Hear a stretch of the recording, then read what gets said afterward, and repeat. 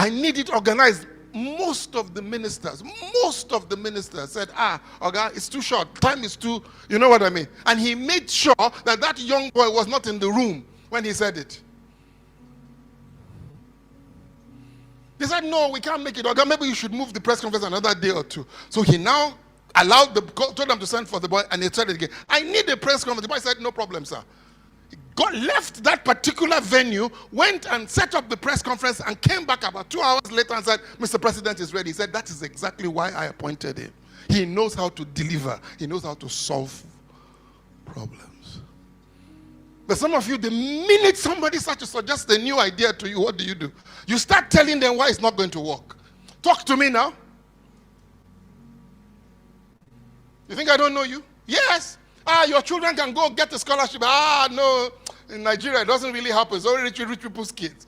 You are talking yourself out of the opportunity God is giving you. Are you here? They said, but are you obsessed with people's problems? I'm asking you, how many people in this room will tell me they're obsessed with people's problems?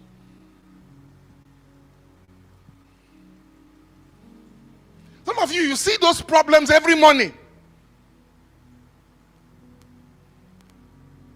Some of you people, you see people carrying buckets of water every morning in front of you. Every morning they go and fetch water down the road. You've never sat down and said, oh God, let's put money together, let's dig a well, let's put a borehole. We don't have to be doing this. You don't think about it. And I keep telling people this, and I'm going to spend a lot more time on it this morning, is that my problem with people is that if I were the devil, I was sharing this with the leaders yesterday. I said, imagine Usain Bolt, who runs a phenomenal race every time he's running, and on the sidelines is a signboard that says, Usain, your mother is just been admitted to hospital. Will it slow him down? Absolutely.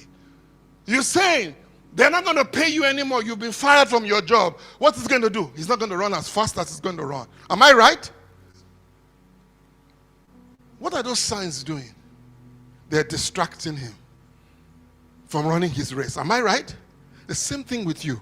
All these challenges you have in life are nothing but distractions by the enemy to stop you from running your race. And so what happens is that most of us will stop running the race, get off that line, and go and solve the problem. What you can do is, listen, I'm not the only person whose mother has died. Am I making sense? How can we organize ourselves? I don't know if you get the point. How can I help other people to solve this problem that I'm going through? Most people would never do that. What everybody says, and he said it in the video just now, is when you make me rich, I will now go and help people.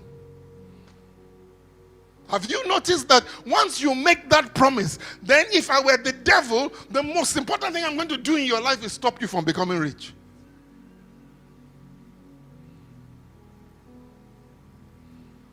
Are you possessed with people's problems?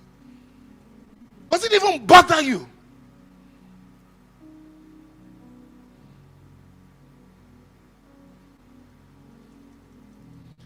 Now, listen to me. I want to talk about this reskilling thing. Like I said, this is just an introductory session. Let's listen to what Inyi has got to say. But I said we're going to pray. Nigeria is the lowest wage market. I want us to pray.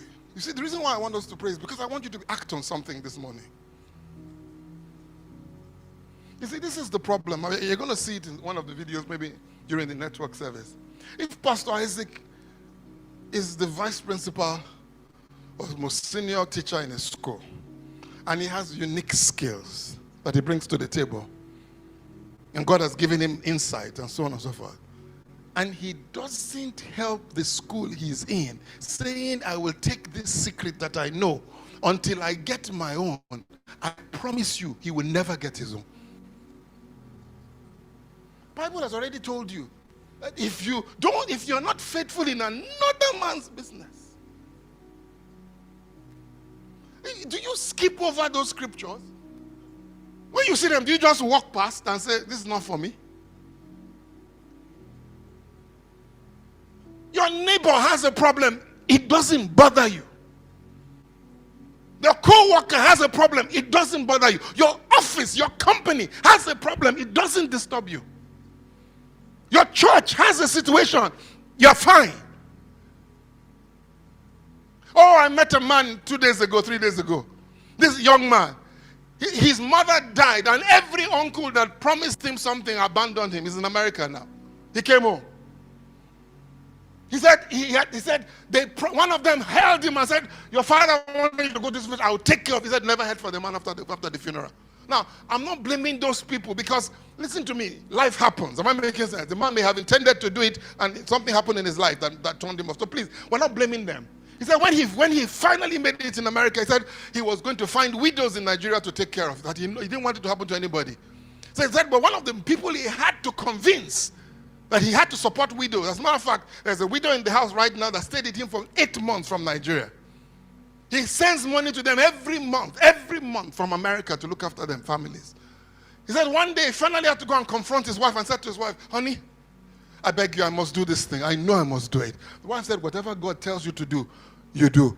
Then she now remembered she had a dream. And the Lord said to her that because of your husband, you will never be a widow.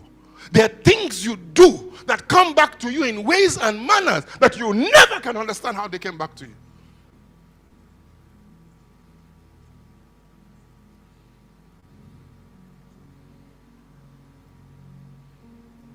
You think my standing here every morning, making sacrifices, doing whatever I do, you think I don't get rewarded? I may not be rewarded with a brand new car outside. I may not be rewarded with hundreds of millions of naira that are in my account. But God knows how he kept my children. God knows how he opened doors for them.